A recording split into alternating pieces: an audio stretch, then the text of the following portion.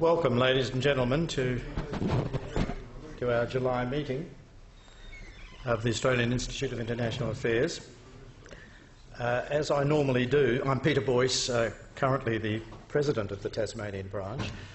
As we usually do, there are we do offer a few housekeeping announcements before we turn to the really important business of the evening with our distinguished speaker.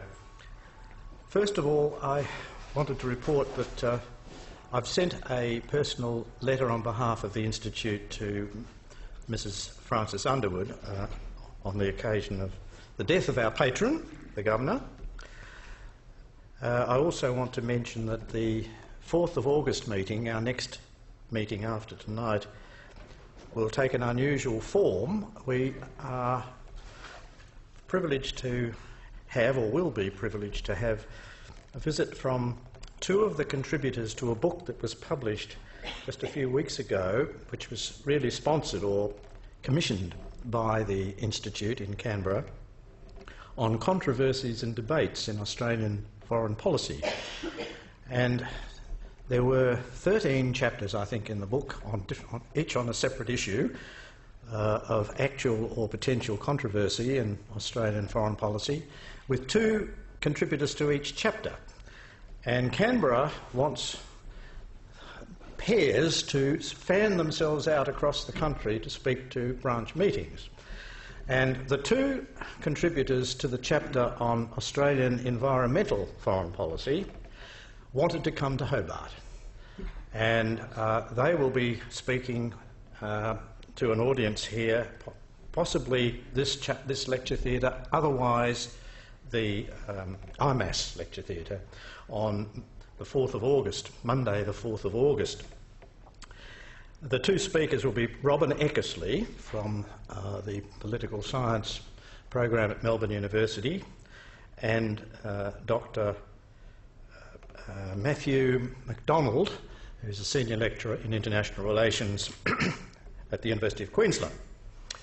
And each of them really chose Hobart as the capital in which they wished to speak about their chapter in this quite interesting book, which I have on order but haven't yet read. It hasn't arrived. We'd like to have our annual general meeting at the end of August or early September, and it will be held in the Department of Foreign Affairs conference room, attended by the new director, State Director Alopi. I forgot how to pronounce his surname, but I can spell it. Anyway, Alopi is also already a member of the Institute and has welcomed us has invited us to have our AGM there. We do hope we'll get a quorum for it. We know it's not a public meeting and we therefore can't advertise publicly, but we would like members who can to attend on that evening, because it's very awkward if we don't get a quorum. And we have to satisfy, incidentally, the Department of Justice. So we're registered as not as a company but as an organisation, and we do have to submit an annual report, and that'll be about the last date on which we can qualify or satisfy the legal requirement that we report each year. We're not sure we have to do a financial statement. I've been told by one authority that if we don't have a turnover of 40,000 or more each year, we don't have to submit a financial statement. We can easily comply with that particular condition. The Plimsoll lecture, which I'd been hoping to announce, has again had to be put on the back burner because the very distinguished lady that we've been trying to chase, it's no secret, it was Helen Clark, hasn't yet been able to confirm her availability and in fact may not be available when we need her, in which case we would postpone the Plimsoll until early next year, until we can get another person of equal stature to Helen Clark.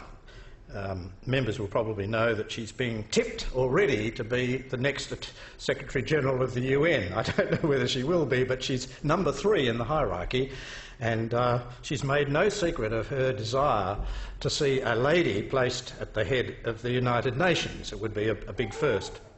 And in any event, we're still hoping that we'll be able to attract Helen Clark either at the end of the year or early next.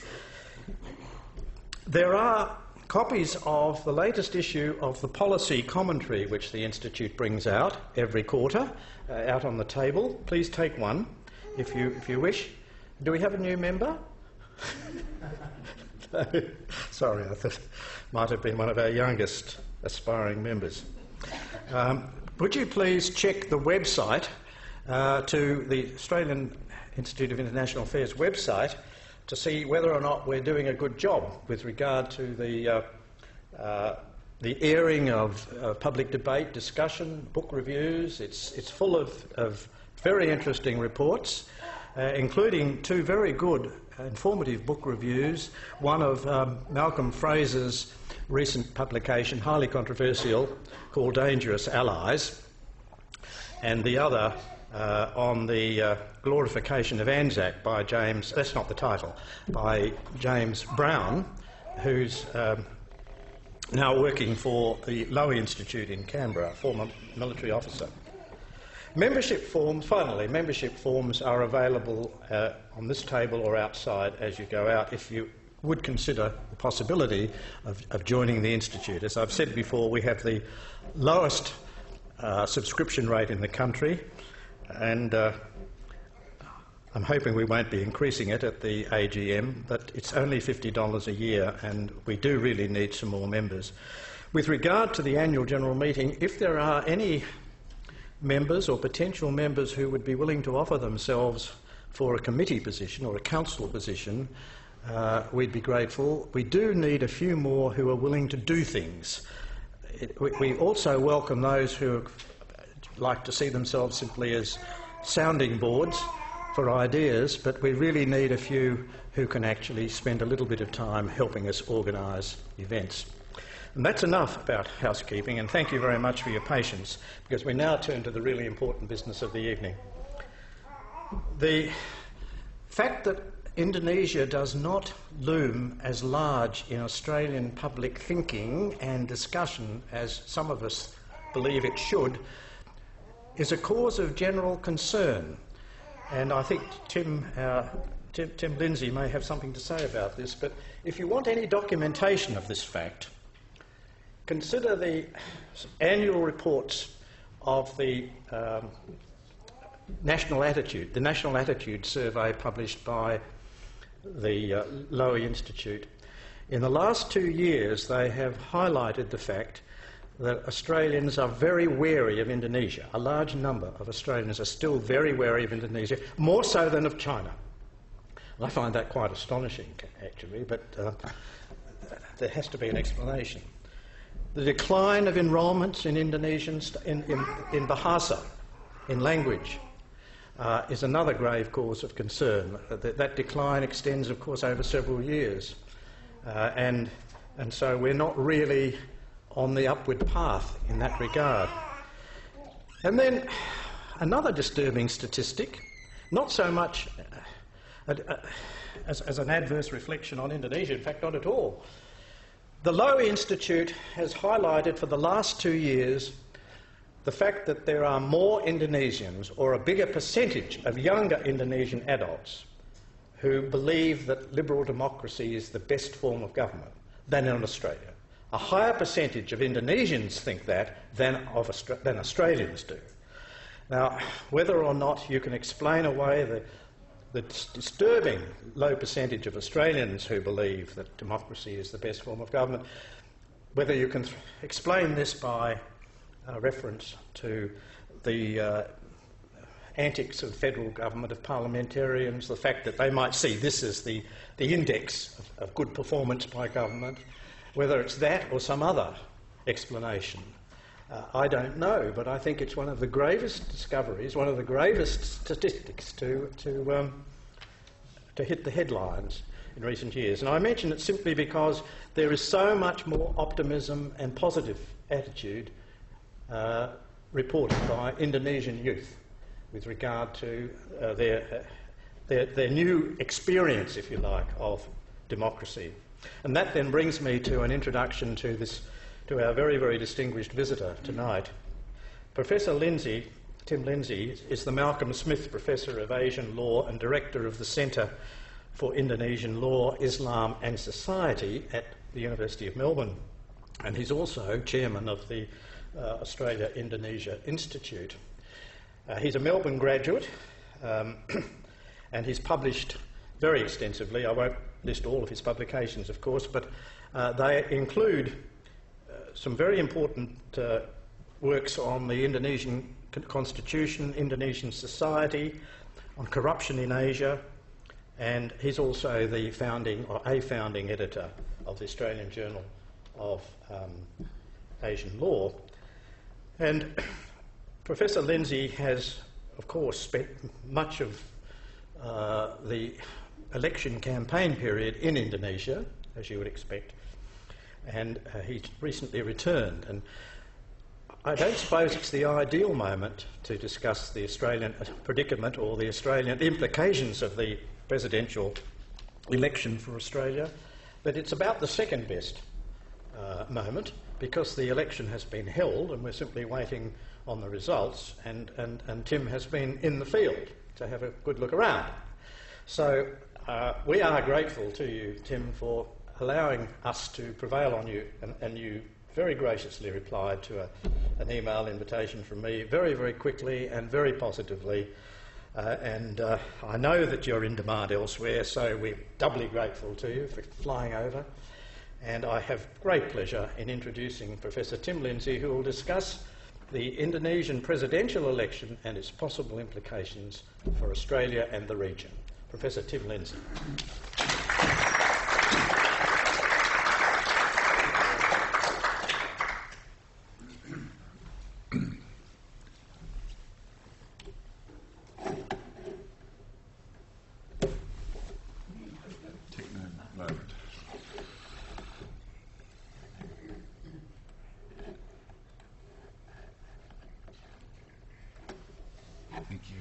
Thank you very much. It's a real pleasure to be here, and thank you for inviting me.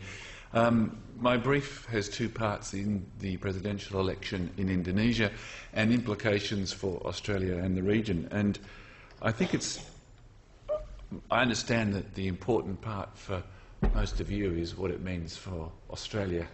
So I'm going to focus quite a lot on that. And to do that, I'm going to begin by looking at the bilateral relationship between the two countries and give you a sort of potted account of what's occurred over the last 18 months and an assessment of the health of the bilateral relationship. Not great. And then I'm going to turn to recent events in Indonesia, the legislative election in April and the presidential election that took place last Wednesday, which is as yet unresolved, and try and identify what the issues there are and what is likely to happen next, and then return to the implications more specifically for the bilateral relationship between Australia and Indonesia. So bear with me at the outset if we don't seem to be dealing directly with the election, because I'll be looking at the events that led up to the election, and I think it gives you a context for understanding what it means for us here in Australia. So even before I do that, still further distractions. I'm terrible at sidetracking. I just want to make a few brief comments about Indonesia, because Indonesia is rapidly becoming a very different country to that which dominates the popular imagination of Australia. And the popular imagination of Indonesia in Australia is of a fairly backward country, an underdeveloped country, a country which is a junior partner in the relationship with Australia, which looks to Australian aid as a key contribution to its development. And that is a perception of Australia, of Indonesia, that is quite misleading. Around about 30% of Indonesia's population of 250 million are now classified as middle class. That is increasing significantly. It'll be 50% within 15 years. In other words, half of the population of Indonesia will be consumers. 8 to 9 million people are entering the middle class annually. Rapid urbanisation is taking place. When I studied Indonesian at university, we were around 70% of all Indonesians, if not more, lived in rural areas. Already, that has almost completely reversed. Within 15 years, 71% of all Indonesians will be living in urban areas in the cities. And this is my favourite little factoid.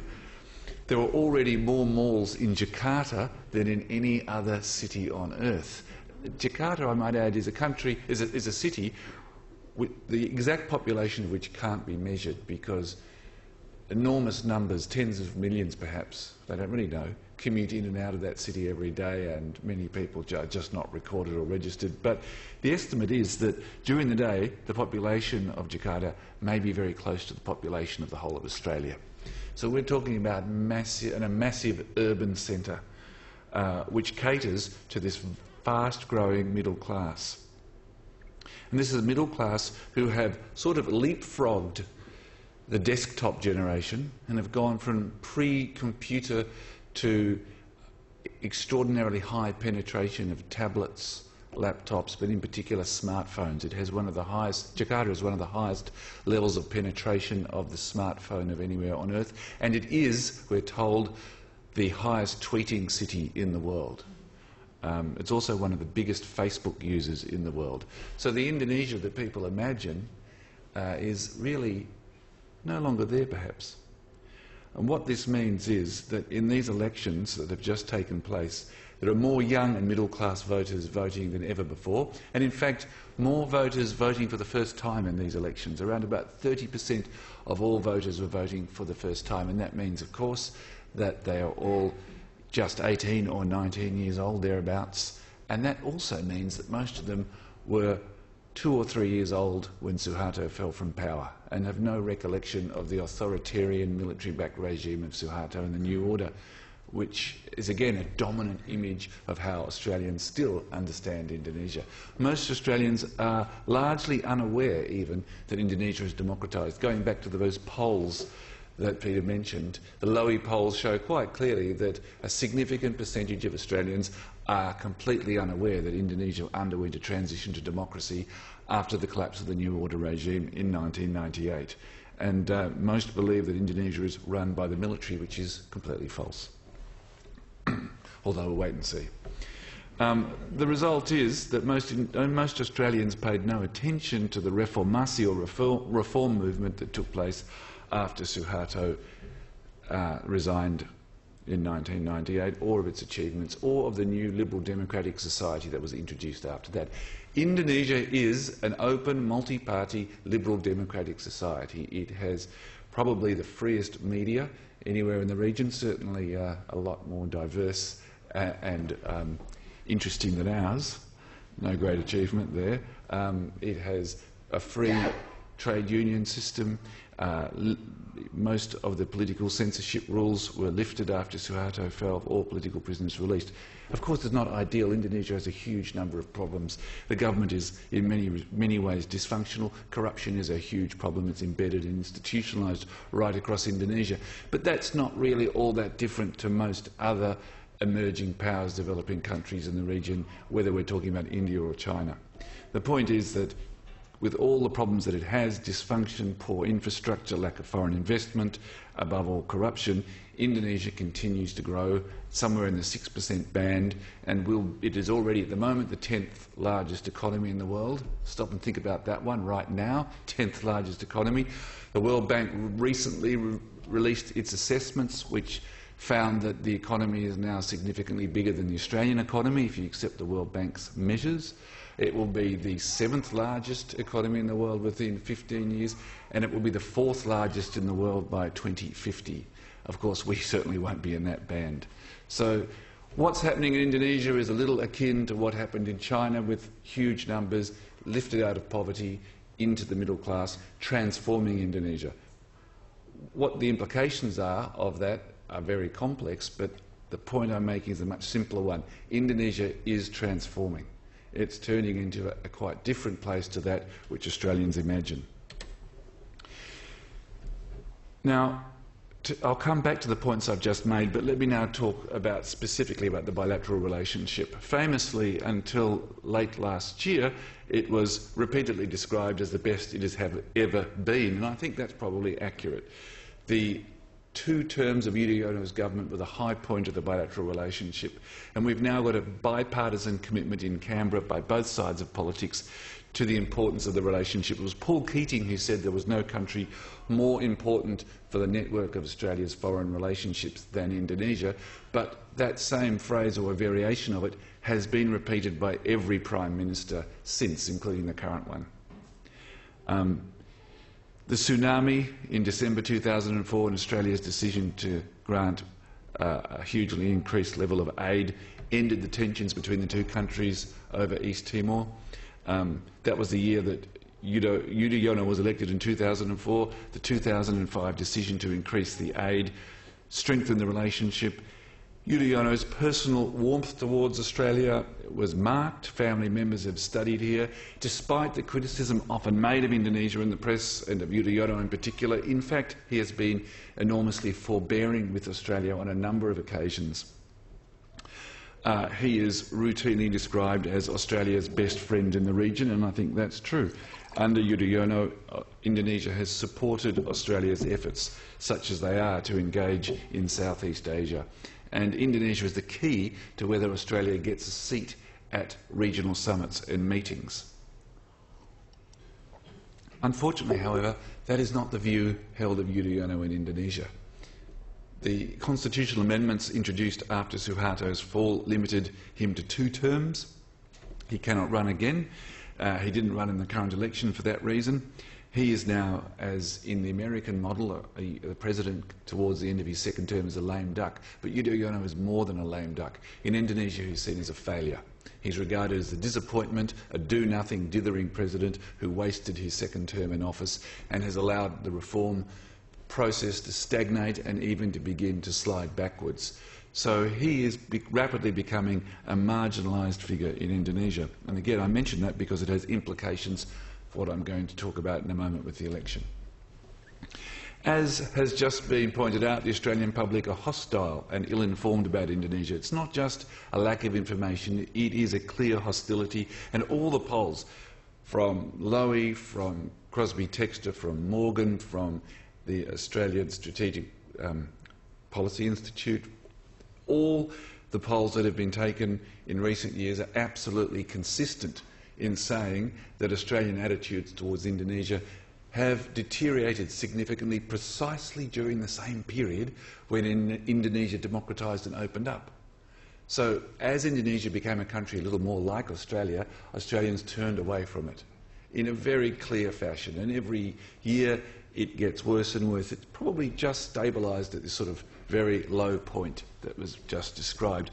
But at times in the past, for example, Indonesia has been rated as the most threatening country for Australia other than Iraq, Afghanistan, North Korea and, strangely enough, Saudi Arabia. They're the only countries that were rated below Indonesia as hostile threats to Australia. Apart from the somewhat muddled nature of that category, it's deeply disturbing that democratic Indonesia, with this warm bilateral relationship under Yudhoyono, is seen as more, not less, threatening. Equally, Indonesian studies on the current trends clearly, and I'm talking here on the basis of statistical data that has been produced showing the falling enrolments in Indonesian studies in schools and universities, clearly on track to extinction, not just in the next 10 years, but it will probably be gone within about 6 years. It will go first out of schools, and then the universities, a few years after that, will lose their enrolments and close down. I'm happy to predict that within the next 12 months there will be at least 2 universities that close down their Indonesian studies programs because there are no bums on seats, because Australians don't want to study languages generally, Asian languages in particular with one exception, and especially not Indonesian. And to make this absolutely clear to you, in 1972, when the population of Australia was 30% less, there were more Australian kids studying Indonesian in year 12 than today. You can't be clearer, and of course that gap is going to get bigger and bigger. The only exception is, incidentally, Chinese language, but that's because over 90% of all students enrolled are of Chinese heritage background. So languages are evaporating out of our schools except for Chinese background children, who are the only ones who wouldn't study it. So it's not just attitudes, it's also information. One bit of good news, sandwiched between government enthusiasm and wider public hostility, there are improvements in a sort of mid-range institutional links between government institutions, between business, between organisations that have actually got stronger during that same period. So we may be blowing on education, and as you'll see, despite the positive developments of the Yudhoyono government in recent years, we're looking like we're blowing the government-to-government link as well, but there's a middle group of institutional linkages that are still strong and I think really hold the relationship together. So this gap between government-to-government official enthusiasm and public hostility makes the relationship fragile because there's little public support for good relations with Indonesia. It's not seen as important or significant because Indonesia is not seen as important and significant. It's seen as a source of tsunamis, of terrorists, of arrested drug dealers, of asylum seeker boats and so forth, of animal abuse. We can keep going. Those are the stories that dominate the image of Indonesia in Australia, the selected bad news stories. Therefore, it's seen as an expendable relationship, and that makes it vulnerable when crisis comes. And of course, crisis does come because it's a neighbouring country, and tensions will always occur with neighbouring countries. I once heard a former ambassador, Australian ambassador to Jakarta, Bill Farmer, famously say, "We have perfect relations with Finland," in answer to a question about why Australia always had tensions with Indonesia. His point is that, of course you do. It's not whether you have those tensions, it's how you manage them. And because Indonesia is not seen as important by most Australians, then it becomes a fragile, expendable relationship for political reasons. And that's the clear pattern. And this, unfortunately, is what has happened since late last year when the historical high point of the relationship became undone. Now, I need to explain to you how this happened. First, it's because Indonesia became a political football in our long 9-month election campaign here in Australia. The coalition repeatedly ignored clear Indonesian statements about its objection to the turn back the votes policy. In fact, Liberal politicians repeatedly verbaled Indonesian government officials. Government officials from Indonesia would state their objection, and Liberal politicians would simply deny that that is what they meant, that in fact they really secretly quite liked the turn back the votes policy. It was a bizarre situation.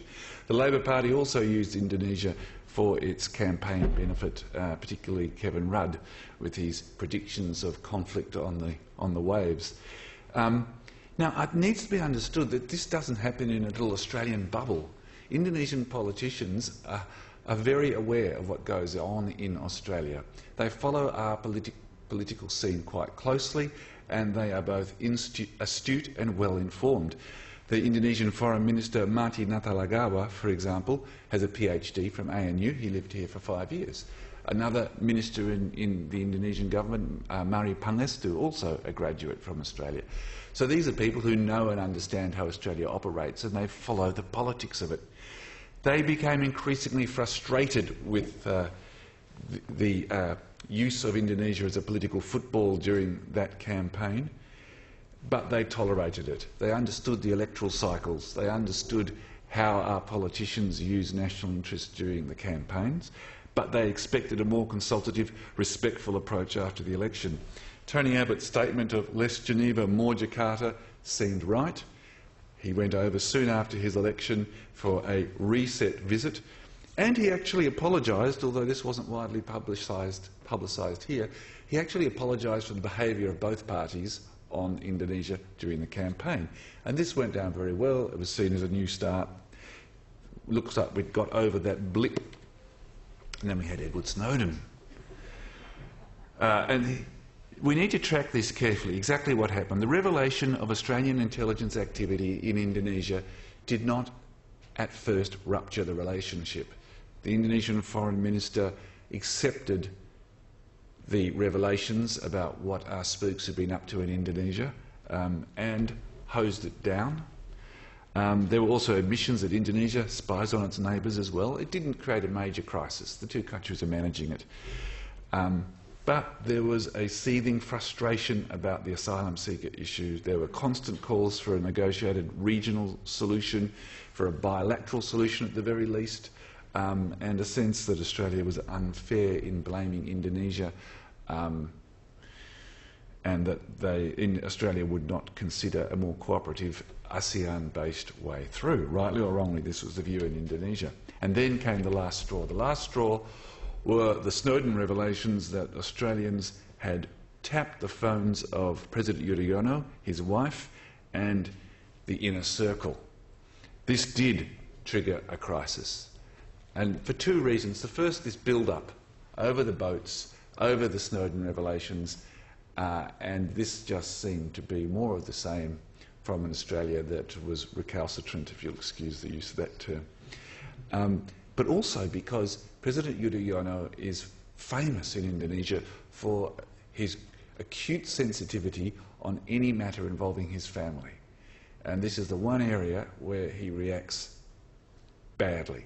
He has sued a number of journalists in the past for defamatory remarks about his children, for example, and his wife.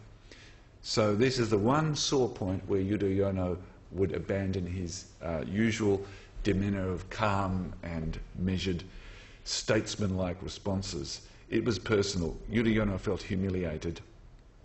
And we need to remember that he was already at that point a lame duck president with power running through his hands, who is also concerned about what he and his family, how they will protect themselves once they leave office. Always an issue of concern for presidents in Indonesia, wanting to shore up his standing, improve his credentials, being a weak president who Australia can spy on, whose phones and families' phones can be tapped without any consequences, would not assist his desire to be seen as a figure of respect after he leaves office.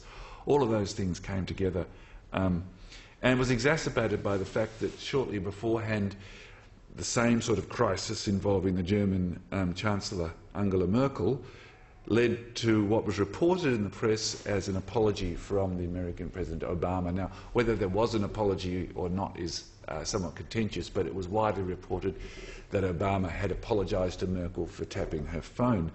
And the Indonesian response was, well, we want the same. That's the standard. That's how Obama dealt with it. And as one Indonesian official said to me at the time, why do you Australians think you're more important than the US? Why won't you apologise when Obama will? So the notion there was that this personal intrusion required a personal response. And in fact, the objection in Indonesia was that the Abbott government dealt with it in Parliament and through the media and not personally. Again, whether that is actually what happened, that's how it was presented. And essentially this led to the relationship disintegrating. The Prime Minister, it appears, did not call Yudhoyono in the first few days after the scandal broke.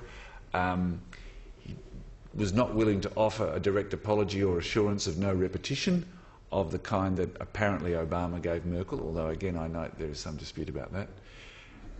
It was seen in Indonesia as belittling. SBY himself said it was a statement made without remorse, which is very unusual, hard words from President Yudhoyono, a man who measures his comments carefully and is very rarely harsh in that sense. Indonesia demanded an apology and started imposing various sanctions. They recalled their ambassador, and then, and this is forgotten in Australia, they officially downgraded the relationship, and that is still the case. The formal bilateral diplomatic relationship between Australia and Indonesia is still officially downgraded and has not been returned to its former state. And they suspended cooperation on intelligence, people smuggling, military and security, and that is still the case today. The next steps that were threatened were expelling diplomats and suspending aid, and of course the comment by Mark Textor that Marty Natalegawa resembled a 70s Filipino porn star did not assist the situation.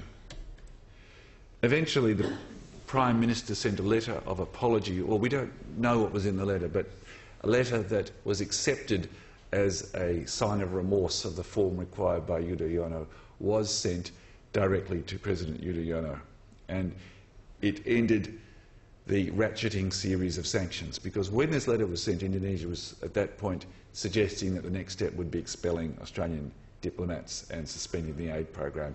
What they'd been doing was threatening and then acting, threatening and then acting. Recall the ambassador, downgrade, suspend, and these are the next steps. But this letter of, I put it in inverted commas, apology, but the letter showing remorse of some sort was acceptable to the President. It'll be interesting to see what was actually in that letter when it is one day released.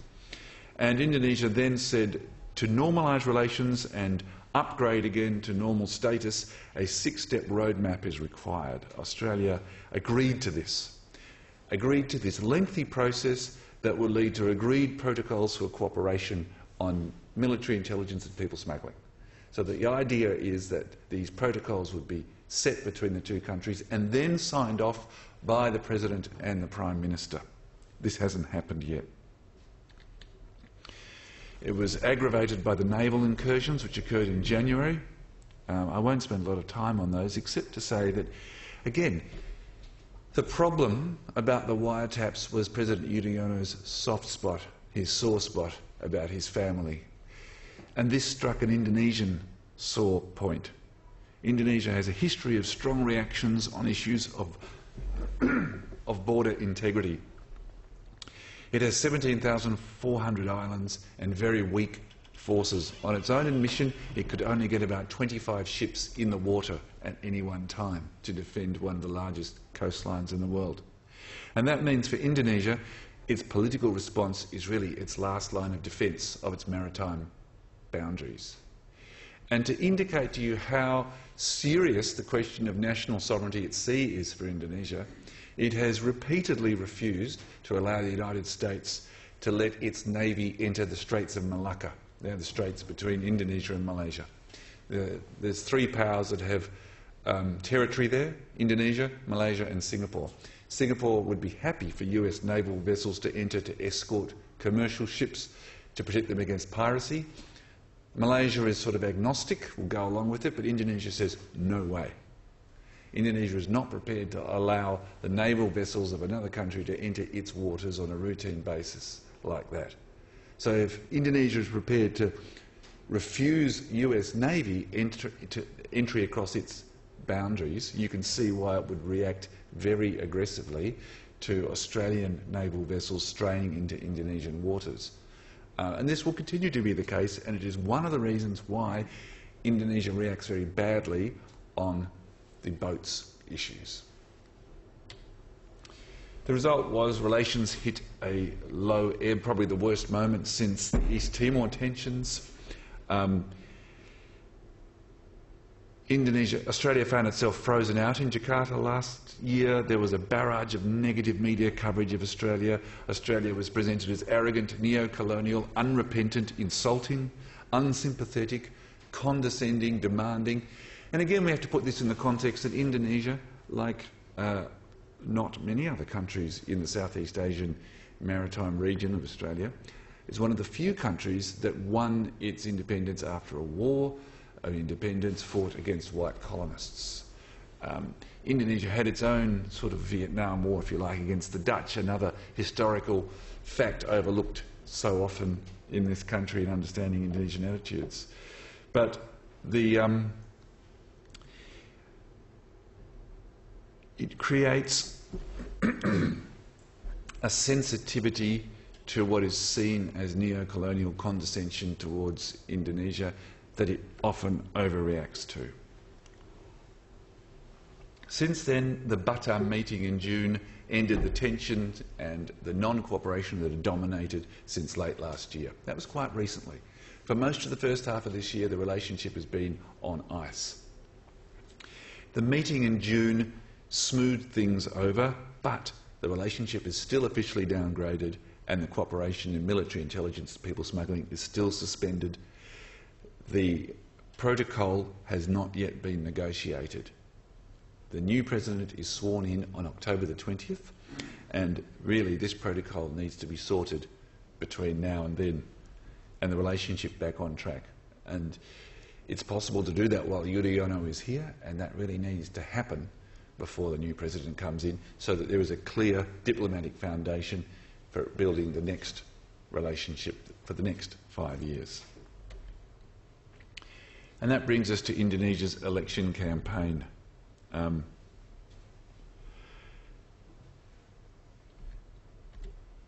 Indonesia's Indonesia's legislative elections took place on the 9th of April. This was a huge exercise. Around about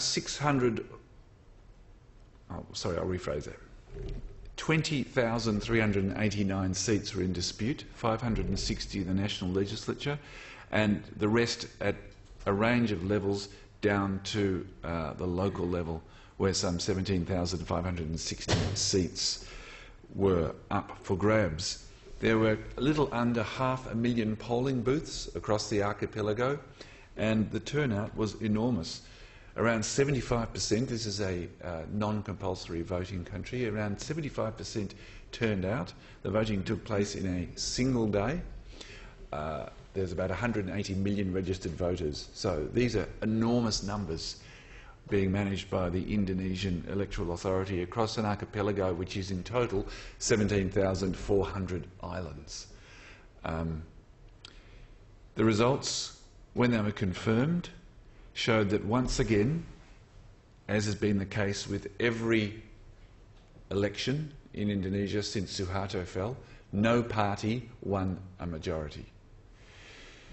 Indonesian politics since Suharto have been dominated by minority governments. It's a system closer to the American than the Westminster model. The president sits outside the legislature with a cabinet who are appointed from outside the legislature. The legislature, the DPR, is more like the Congress in that sense. But of course, as in America, the president needs to get his agenda through the legislature. And no president has had a majority to do that. President Yudhoyono had perhaps the largest minority. But in this new legislature, the plurality is held by Megawati Sukarno Putri, the former president's party, PDIP, at only just under 20%. So if her party supports a particular bill, it will need to find 30% of support from all the other parties. The next biggest party is the former party of Suharto at 16.25%. The third party, a new party led by one of the two presidential candidates, Prabowo, 13%. Yudhoyono's party, formerly the dominant party, now damaged by corruption scandals, won just under 11% of the seats. These figures are actually not of the votes, but of the seats they won. That's what really matters, the split up of the seats in the legislature, which in most cases slightly higher than their share of the percentage due to the formula for allocation that I won't bore you with. Then we have a series of Muslim or parties associated with Muslim values. They are all the Ps there, none of which won more than just under 9%. And the party at the bottom is former General Wiranto's party, Hanura. So this is a mixture of secular parties, of parties left over from the Suharto era, PDIP and Golkar, new parties and Muslim parties. You can see the difficulties facing any president coming in getting any of their agenda through. Every piece of legislation passed will require its own coalition. And unfortunately, Indonesia lacks a party whip system. There is no discipline in voting, and members of political parties routinely vote against their own parties, across the floor on every vote. They say that in the Indonesian legislature every vote is a conscience vote, but it might be better to say it's an unconscionable vote, because unfortunately the DPR, the legislature, is regarded as one of Indonesia's most corrupt institutions by most Indonesians, and money politics, the buying of votes, is rife. So much so that it distorts the capacity of any government to get its legislation through. So whatever your agenda is, no matter what its merits are, it's not just a matter of horse trading, it's also a matter of vote buying. There's complex reasons for all that, which I won't take you through, but the point I really want to make from this is that the legislative elections have delivered a fragmented legislature and have not resolved any of the problems of either vote trading or of money politics, vote buying. Now to the presidential elections which were held last week. there were only two candidates. The first one is Joko Widodo, Jokowi as he's known, and he was the candidate nominated by the winner of the largest plurality in the last election, PDIP party, of former President Megawati. He's often described as Indonesia's Obama, and I think you'll agree that from that picture that he has an uncanny resemblance to Barack Obama. He's called that because he stands for reform, for change, and because he is a man who has come from nothing to spectacular national dominance in a very short time with a very brief track record. It's perhaps not quite as brief as his critics make out. He was mayor of Surakarta, or Solo as it's called, in central Java from 2005 to 2012, and then won an outsider victory to become governor of Jakarta in 2012. And in both those roles, and I should say that if you ever wanted a poison chalice as a politician, I would have thought being governor of Jakarta would be it. That same city I showed you at the start, this massive city, is also famously dysfunctional with floods, crumbling infrastructure, terrible housing problems, hopeless public transport and so forth. And yet, first in the very small town of Solo and then in Jakarta, he has established a track record as an effective administrator, as an anti-corruption campaigner, a man who has a principled approach on public policy issues, famously withstanding pressure to remove local administrators on the grounds that their religion was different to that of the region, saying his position was the Constitution endorses pluralism and I'm not going to remove them whatever the tensions might be. So he's taken stands on some of these issues about religious plurality and social pluralism. He's taken a rule of law approach. He's been very successful in health, education and public transport reforms. He has a strong interest in public welfare issues that probably reflect his own origins, which are very humble. He began as the son of an itinerant worker, a timber collector, who later went on to create a small business, and he developed that himself into a timber exporting enterprise and is a self-made man, a millionaire, as a result of his success as a timber exporter. But in his youth, he lived on the side, his family lived on the side of a river and were thrown out of their basically squatter-style dwellings on a number of occasions. So he's really come from the very bottom level of Indonesian society to this position of national prominence. And during this last campaign, he faced a vicious smear campaign, and here the Obama comparison comes up again. Obama had to face the birthers. Jokowi also faced his own version of the birthers. Suggestions coming from his rival's campaign that he was in fact secretly Chinese or secretly Christian or secretly born overseas and not in fact eligible to be president.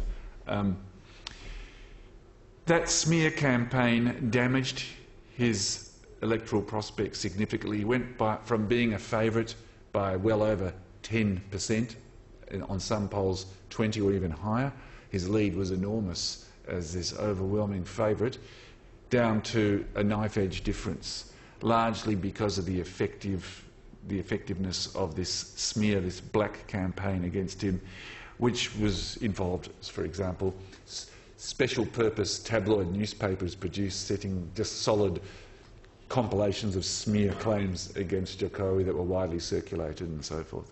It wasn't helped by the fact that whilst he's very effective as an informal campaigner with his famous blusukan drop-ins where he would suddenly appear at the food stalls of the poor or in villages or would turn up in offices to check on how his staff were performing, he's quite a wooden performer on the campaign trail, in the public debates. He was strangely uninspiring.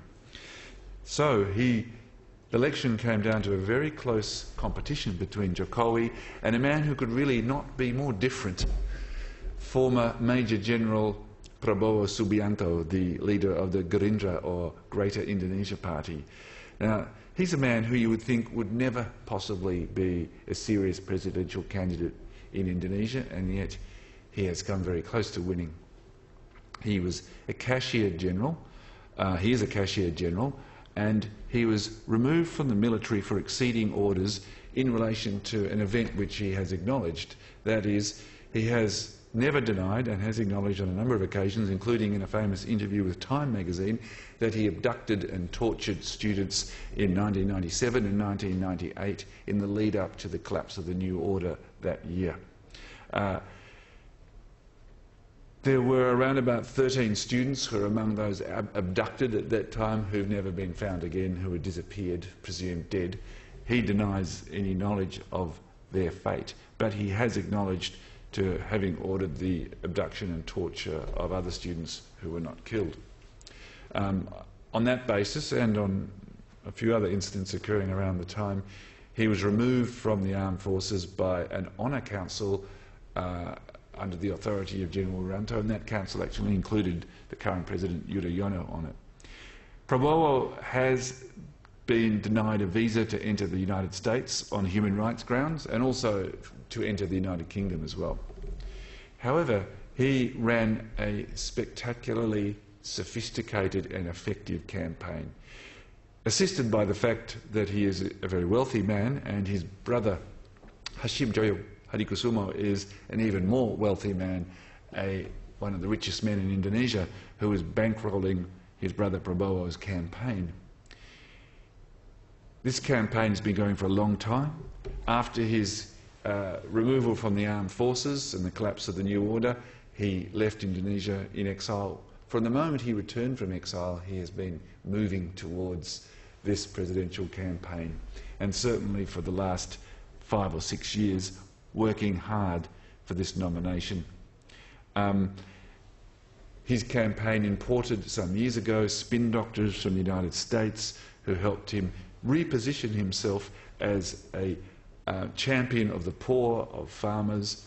He ran on a law and order, nationalism and poverty relief campaign, promising to end poverty. That was the recurrent theme of his campaign. In many ways, he was like Thaksin in this sense, appealing to the rural poor, a figure from the security forces, Thaksin, of course, from the police, who positions in a wealthy tycoon from a very wealthy family, who now positions himself as a friend of the poor with a very sophisticated and effective campaign. He was also, unlike Jokowi, a charismatic performer, very good on stage and in the presidential debates, temperamental and aggressive. His campaign reinvented an impossible candidate as an extraordinarily popular figure. However, in the course of the campaign, he made it clear that if elected, he would like to roll back Indonesia's liberal democratic reforms. He said on a number of occasions democracy was expensive, it was un-Indonesian, and it was foreign. And he wanted to return to consultation for consensus, which is the rhetoric of the Suharto era, which really just means patrimonialism and cronyism. He wanted to undo the post-Suharto constitutional amendments that introduced liberal democracy. He specifically said we need to go back to the constitution before the amendments, in other words, to the Suharto era, the man whose daughter he used to be married to. He started wheeling out his former wife, Suharto's daughter, at rallies. She was sitting next to him towards the end of various rallies. And the rumour went out that if he was elected, Indonesia would have to have a first lady. He'd remarry Suharto's daughter, and bingo, you'd have a Suharto back in the palace. Certainly he argued for a return to New Order authoritarianism, and one of the issues about this is that towards the end of the campaign, the likelihood that he might win led to this intense reaction against him by civil society, the part of the Indonesian community that has benefited most from the democratic reforms. The urban intelligentsia, think tanks, universities, NGOs. Indonesia has this huge NGO sector that it really drives much of policy making. And it suddenly realised that if these things happened, their position of influence and everything they'd gained since 1998 might be at stake. And so in the last week of the campaign, you saw this grassroots panicked pushback by civil society that supported Jokowi, which might have just delivered those last few percentage points in Jokowi's favour.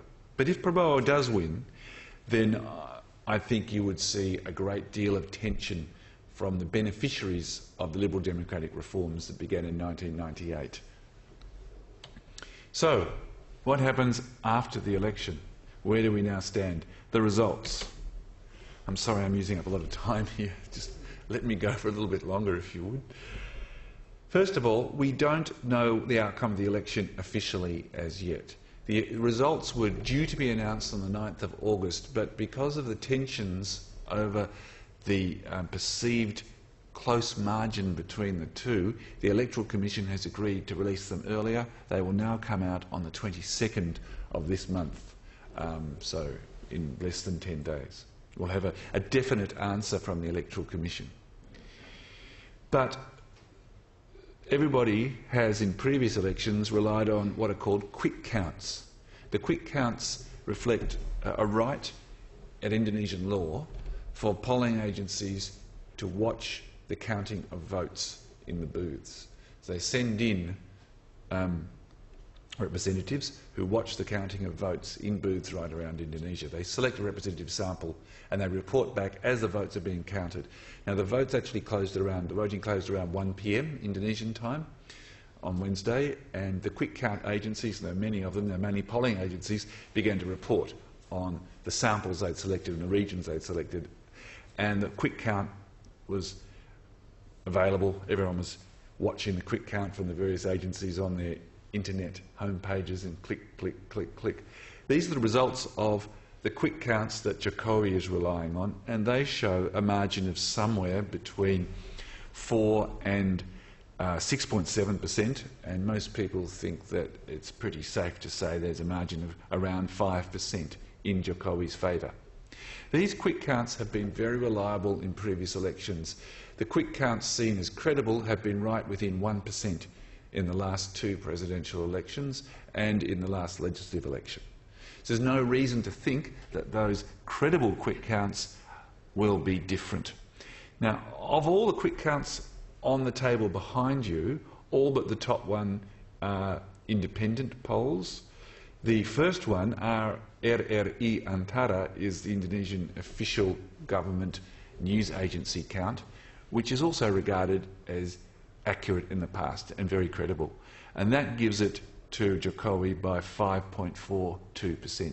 My guess is that is probably pretty close to the result that the Electoral Commission will come out with. So most people, most observers think that Jokowi and his vice presidential candidate, JK Yusuf Kalla, won by around 5.5%. However, Prabowo relies on other quick counts that say he won. And it's interesting, you'll see there that the margins are much smaller, with one exception. So let's just look back.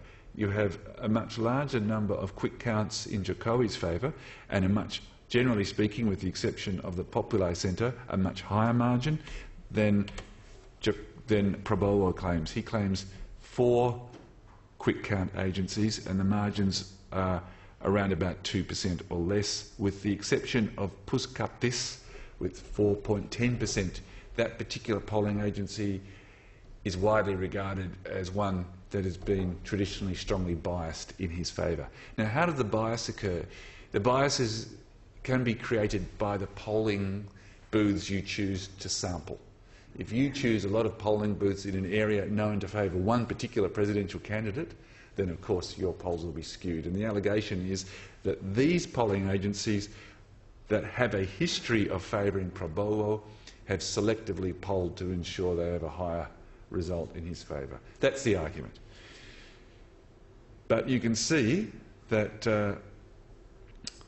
with those sort of results, Prabowo is unwilling to concede victory. On the evening of the election, Megawati first was the first person to call it, the head of the party that nominated Jokowi, was the first to call it in Jokowi's favour. Jokowi has declared victory as well. He did so a little while after her that night. Prabowo has not quite sort of claimed victory. He has not conceded and has spoken about a victory. and it's widely said in Indonesia that he's claimed victory as well, although I think he's been a little more cautious about it. So the problem now is what happens next with official results not available till the 22nd, and both sides pointing to quick counts that say they've won. In the end, the Constitutional Court, one of the courts created by the post-Suharto amendments, one of the institutions that Prabowo would like to get rid of, has exclusive jurisdiction for disputed return cases. Now, there's absolutely certain to be cases of disputed returns. Allegations of fraud are already starting. Demands for recounts from particular areas will follow. All of those matters go to the Constitutional Court. So here's what will happen. On the 22nd, we'll have an official result. The odds are it will probably name Jokowi as the next president of Indonesia. We will then see the Prabowo campaign swamping the Constitutional Court with claims in relation to electoral fraud, calling for recounts, allegations that various tallies are incorrect, and the Prabowo campaign may demand a recount. This would not be unprecedented. The Constitutional Court is in fact quite, with one rider, I'll explain in a moment, is quite competent in dealing with disputed return cases because it's dealt with a lot. It's not unusual for there to be disputed return cases after elections. In fact, in 2009, I think it was, anyway, President Megawati, former President Megawati, when she lost elections, has disputed the results and taken them to the Constitutional Court. So this is not new. Contrary to what you might read in the press, it's not new for there to be disputes about electoral results. Certainly not new here, and not new in Indonesia as well. And I think the Constitutional Court will be able to manage it. The problem is this. Last month, the former Chief Justice of this court got jailed for life for corruption. Enormous amounts of money, millions of dollars, had been paid to him to deliver fraudulent results in a series of cases. And those cases, unfortunately, were disputed returns cases. They were disputed returns cases in local elections, not at the national level. And this has damaged the previously high reputation of this court, which is seen as one of the few really clean courts in Indonesia. Now its third Chief Justice will be serving life for a most outrageous case of corruption, one of the most outrageous cases of corruption uncovered in Indonesia in a disputed return case. So the question is that going to irretrievably damage the authority of this court in this case? It's certainly going to cause problems for it, but I actually think that, ironically, it means this court will probably handle this decisive question of who won the election more carefully than in the past. It's going to be under huge scrutiny. Everybody in the country will be watching everything it does. I think its judges wouldn't dare fiddle with the results. I think it's almost a guarantee that they will handle this one properly. In any case, both campaigns are preparing legal teams right now. I've spoken to some of those involved, getting ready for these disputed returns cases. I don't think this is a crisis. I've seen it reported as a constitutional crisis. I don't think it is. I think we will have a result that most people will accept on the 22nd of July. It will probably be Jokowi, and then we'll have a whole series of cases dealing with that for some months afterwards. And that may be part of the reason why the people who drafted the new system decided there should be a gap between the election and when the new president is sworn in. So the new president will come in on the 20th of October. There is a real possibility of conflict. This is a test for Indonesian democracy. And despite the doomsayers, I think it will probably survive it. Let's wait and see. And my last slide, I checked that. The implications for Australia. Let's assume we have a President Jokowi. Former President Megawati will be a power behind the scenes, but not, as Prabowo has claimed, to the extent that Jokowi becomes her puppet. Remember, she controls the largest plurality in the legislature. Jokowi will not be her puppet. She only controls a plurality, the largest of the minorities. Her power is not significant enough to tell him what to do. Jokowi has also shown himself to be an independent figure who follows his own advice. I doubt very much, whatever Megawati may wish, that she will find him an easy person to order around. He is, however, respectful of her. He has been a long-term member of her party. I suspect they will negotiate an effective working relationship. So I'm not troubled by that issue either, although a lot of fuss is made of it by his opponents. I think Jokowi will be essentially neutral for Australia. He has risen spectacularly to national prominence by his concern for domestic policy issues, his attention to local detail and welfare. He hasn't paid a great deal of attention to foreign affairs. He will probably rely on his foreign minister to a great extent. Australia, therefore, has a chance for a reset to get this relationship back on train. The problems that Australia faces, first of all, Megawati, to the extent that she is powerful, did not enjoy her relationship with John Howard. You might remember the megaphone diplomacy issues. So she has no great enthusiasm for us. Secondly, there will be a heated atmosphere until the new president is sworn in. Intense nationalism. We've seen nationalism dominating the campaign. There'll be more of that through to October the 20th. And that means that issues of sovereignty, of sea borders, of turn back the boats, of those questions will continue to be explosive. In fact, will likely become more explosive. We're going into a high-risk period. Boats will be a flashpoint. And there is a possibility of further deterioration, particularly because Jokowi also has been running on a strongly nationalist platform, as do all politicians during elections. So there is a mood that will be not very conducive to the sort of negotiations that used to take place on bilateral issues with Yudhoyono, but I expect that will pass. I expect next year we will see a very amenable leader in the palace. However, great sensitivity will be required from Canberra in the next 6 months, and it is a matter of urgency that they complete negotiating the protocol on military intelligence and asylum seeker policy before the new president is sworn in. Thank you.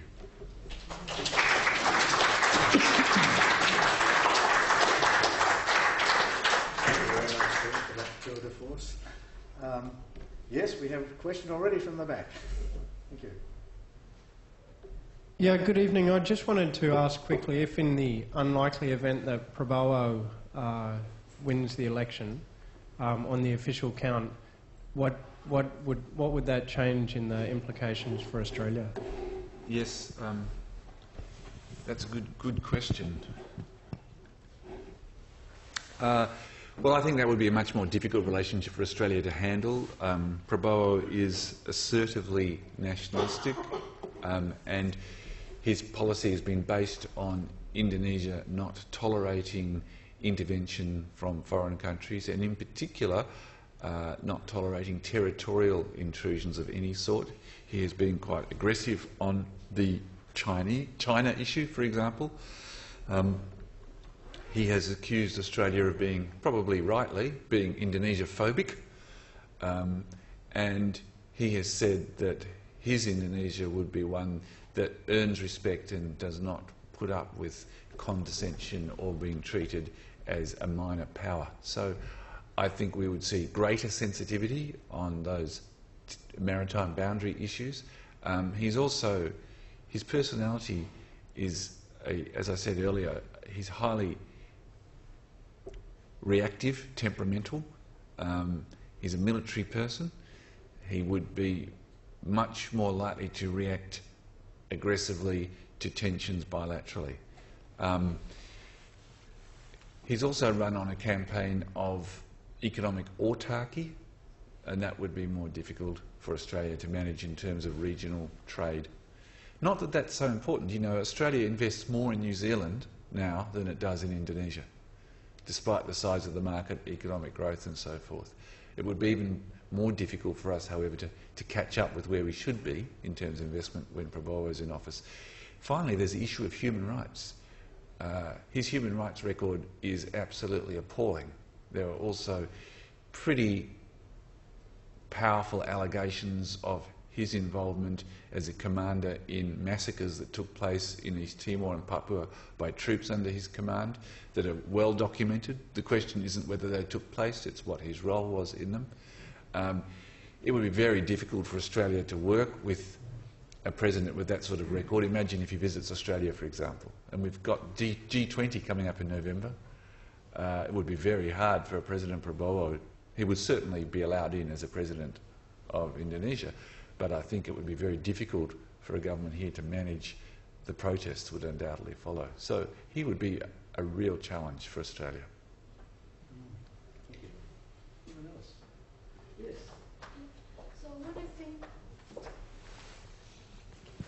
So what do you think about the growing Islamic group power or influence in Indonesian politics? I'm not sure that there is. It's interesting to look at the election results here. If you look at the election results since Suharto fell from power, in every election, the parties that identify as Islamic, their share of the vote has fallen. Now, in this most recent legislative election, it stabilised, it stopped falling. It stayed around the same level. But if we look at the P parties, the parties that are identified as Islamic, the one that won the most votes, PAN, at 8.75, or the biggest share of seats at any rate, doesn't even call itself an Islamic party. It claims to be a secular party that is associated with, by observers, with Muhammadiyah. The party that is overtly Islamic, the only one that's overtly Islamic in nature, or Islamist in nature, PKS, only won 7%. And P3, also PPP, seen as an Islamic sort of conservative but populist Islamic party, won only 6%. So none of those parties has any prospect of becoming even the largest of the minority parties. When you put them together, they still don't make it to 30%. I'm sorry, if you take PAN out of it and put the other ones together, they don't reach anywhere near 30%. So the actual Islamic bloc has reduced. It's probably now stabilised at this level. They could be a potential force in the legislature if they ever voted together. But the problem the Islamic parties in Indonesia have had is that they've never been able to act with a single voice because of their differences in opinion on religious and social issues are so great that they would usually side with different secular parties than with each other. The point to make here is that in a liberal democracy, most Indonesian Muslims don't vote for Muslim parties any more, for example, than Australians vote for Christian parties. So there's a sort of assumption that because Indonesia is the world's largest Muslim country, or Muslim society at any rate, that therefore its Muslims will always vote for Muslim parties, and that is clearly not the case. In fact, it has been a trend that they don't. I should just also say that both Jokowi and Prabowo in their coalitions had Muslim parties and Muslim supporters, and even in their inner ranks, both had leaders of different Muslim organisations. So this wasn't a Muslim versus non-Muslim election. It was actually a genuinely representative election where each person had various military figures, Islamic figures, secular party figures in strange coalitions. So it was really, in the end, about personality and policy and not really about religion. Is there any speculation in the Indonesian media or university circles about the next likely foreign minister appointment? Yes, there's quite a lot of speculation, but I don't know that anyone really knows at this stage. There was some suggestions that Dino Patijalal, who was a spokesman for President Yudhoyono, might have been the pick if Prabowo comes into office.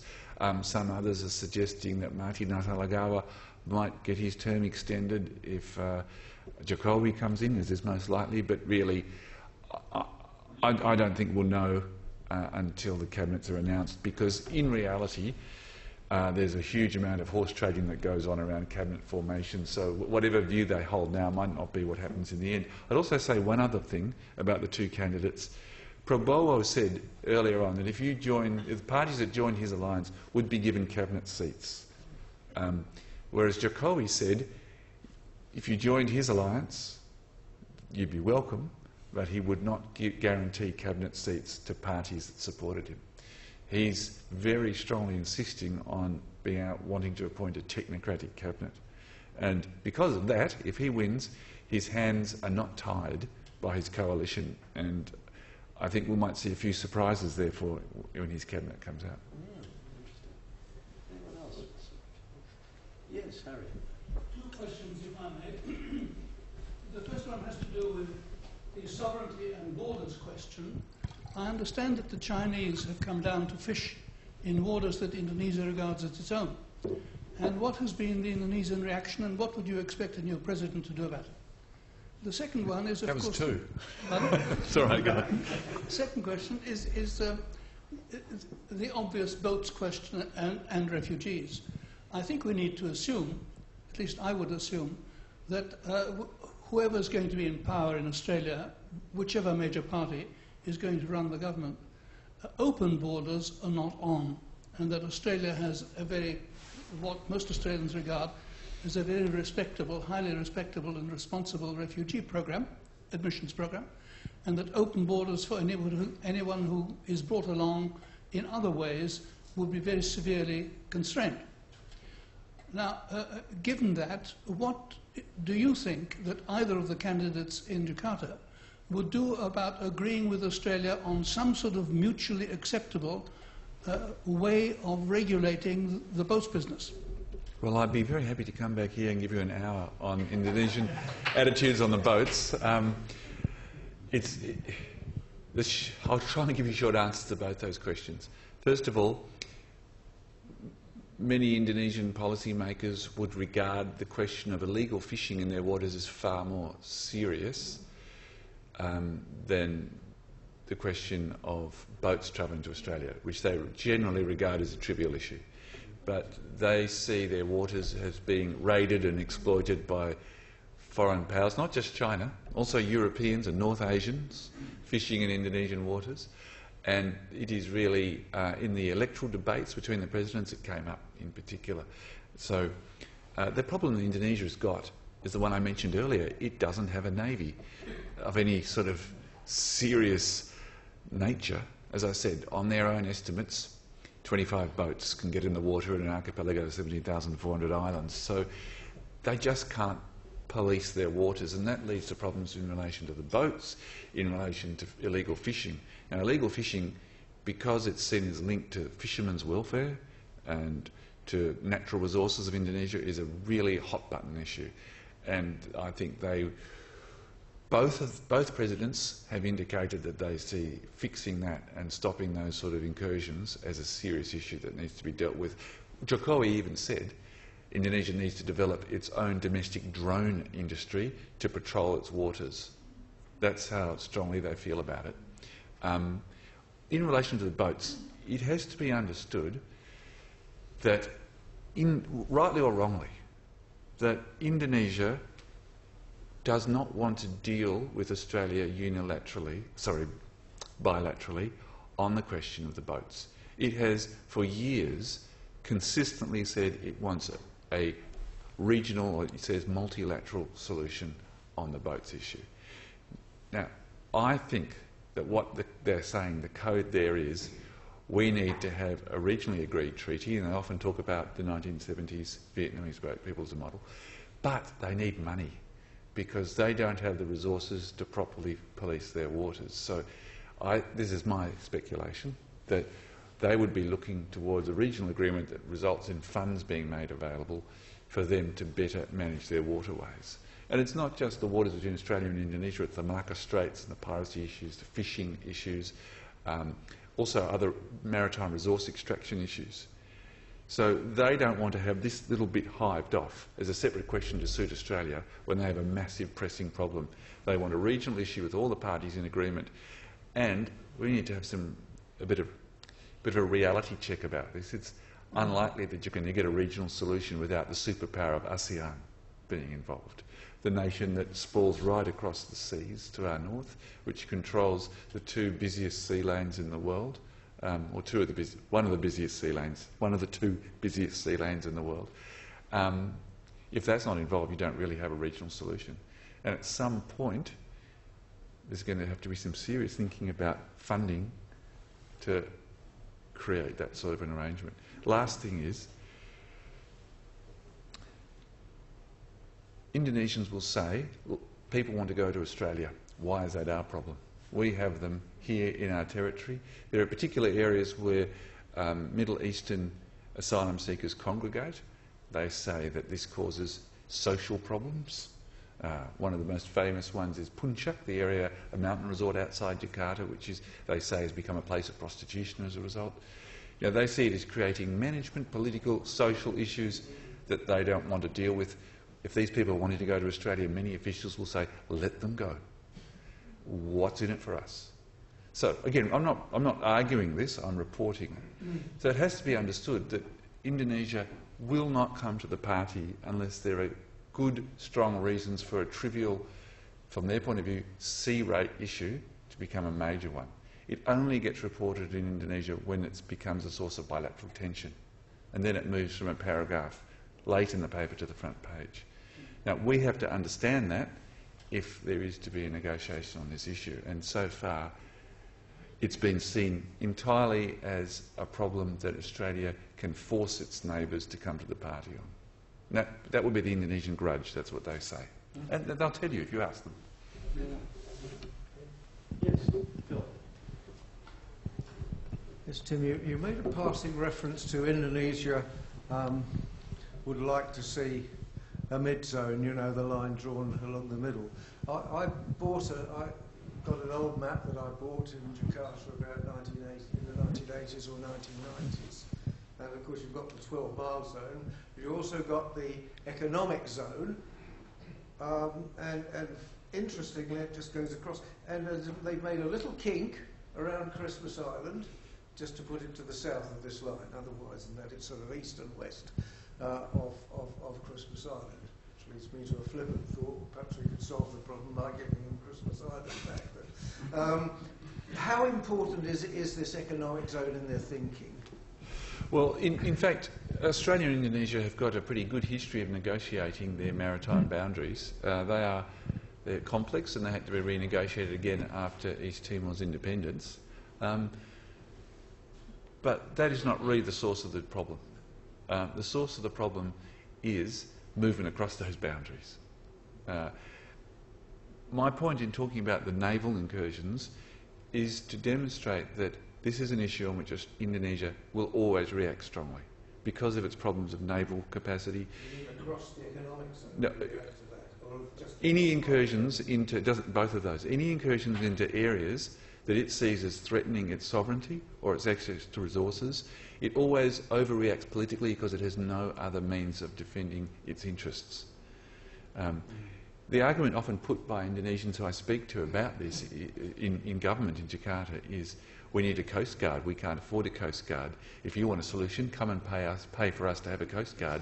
You know, you don't mind paying for our schools, you don't mind paying for health, why don't you pay for our coast guard? If we had a coast guard, then we could do something about it. In the meantime, you're asking us to do something we can't do, so why would we agree? Because then we will be in breach of our expectations. And because of this fundamental lack of capacity, any issue, they instantly, aggressively overreact. And this would only ratchet up with Prabowo. But leave that to one side. As I said earlier, when the tensions are not on the board, in fact, we've been quite effective in negotiating how we deal with the seas. It's just when Indonesia feels that its interests are being ignored that, having no other means of response, you get a right down your throat political response. And we just need to be aware of this and factor it in better. The trouble is, our politics are not necessarily run on the basis of good policy making. They're constantly driven by the hostility and, I can't think of another way to put it, but ignorance of most of the Australian population about Indonesia. So when things heat up in the relationship, politicians who understand in many cases the complexities of policy and how Indonesia behaves cannot rely on that knowledge because of the huge popular pressure to do otherwise.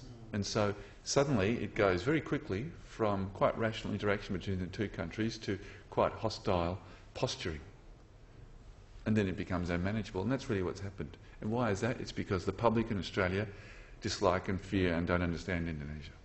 If that was fixed, and I don't think it's going to happen, it would be much easier then to run the bilateral relationship because it could be run on policy grounds. Last question, I think, before we have to close off. Yes. I don't know if you know the details, but if we're spending, say, $5 billion on offshore processing, how much would it cost to support Indonesia in its aims? Well, I really don't. You're right, I don't. Fine, okay. But I don't think it's ever been tried. I'm not privy to the negotiations, but it comes down to something that I think is fairly simple. You have Indonesia, the key to managing the whole maritime issues between the two countries in the region. I mean, you can't have a Papua solution, you can't have a Malaysian solution if you don't have Indonesia on board. If you have Indonesia on board, the ASEAN countries will follow, because it is, as it says, Indonesian foreign affairs officials will say Indonesia intends to be to ASEAN what Germany is to Europe.